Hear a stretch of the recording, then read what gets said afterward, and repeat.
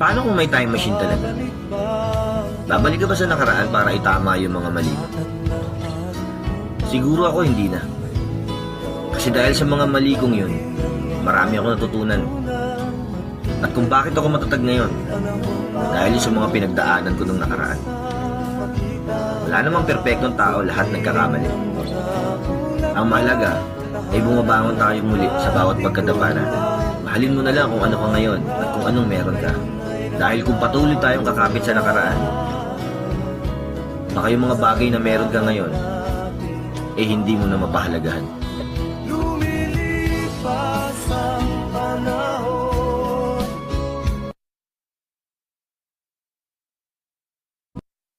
Alam mo, isa sa natutunan ko, people will always judge you no matter what you are, who you are, what you do, successful ka man o hindi.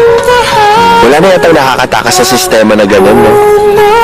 So, what you need to do is do what makes you happy and don't care about anyone.